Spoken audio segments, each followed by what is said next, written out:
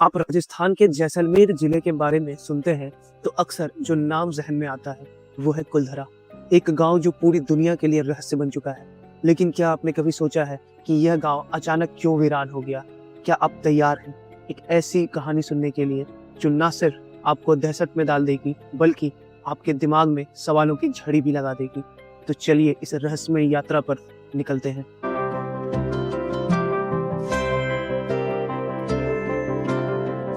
कुलधारा गांव एक वक्त में समृद्ध और खुशहाल हुआ करता था। यहाँ के लोग, उनके घर, उनकी जिंदगी सब कुछ सामान्य था। ये गांव एक व्यापारिक मार्ग पर स्थित था जहाँ के लोग साधारण ग्रामीण जीवन जीते थे। लेकिन फिर कुछ ऐसा हुआ जिसने पूरी दुनिया को हिला दिया। कुलधारा की जमीन पर कदम रखते ही आपको अजीब सा सन्नाटा महसूस होगा। अगर आप ध्यान से सुने तो हवा की हल्की सी गूंज और कहीं दूर से आती अजीब सी आवाज सुन सकते हैं। क्या सिर्फ ये आपकी कल्पना है या सच है? कहानी की शुरुआत होती है एक शाही आदेश से। जब जैसलमेर के दीवान सलीम सिंह ने इस गांव के करीब के इलाकों पर अपनी नजर डाली।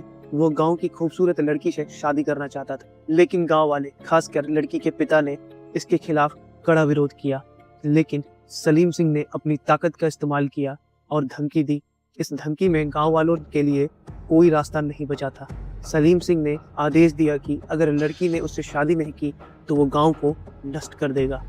गांव के लोग सलीम सिंह की इस धमकी से डरने के बजाय एक बहुत बड़ा फैसला करते हैं। वो रातों रात अपना सब कुछ छोड़कर गांव छोड़ देते हैं।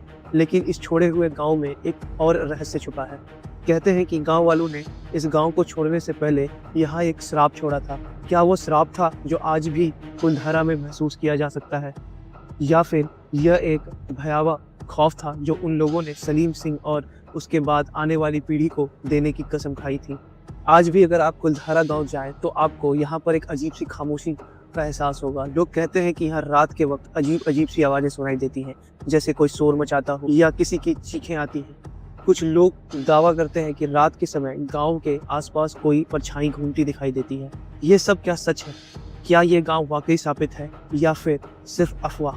कुछ लोग कहते हैं जब आप कुलधारा गांव के आसपास जाते हैं तो ऐसा लगता है कि जैसे गांव आपको खींच रहा हो। कुछ शहरी किंवदंतियों के मुताबिक कुलधारा में आत्माओं का बसेरा है। कहा जाता है कि जिन गांव वालों ने इस गांव को छोड़ा था उनकी आत्मा आज भी बसी हुई है। यह कारण है कि यह गांव आज भी सुनसान है और किसी भी इंसान का दिल नहीं लगता। तो क्या ये सब सच्चाई है? क्या सचमुच कुलधारा गांव में आत्माएं बसी हुई हैं?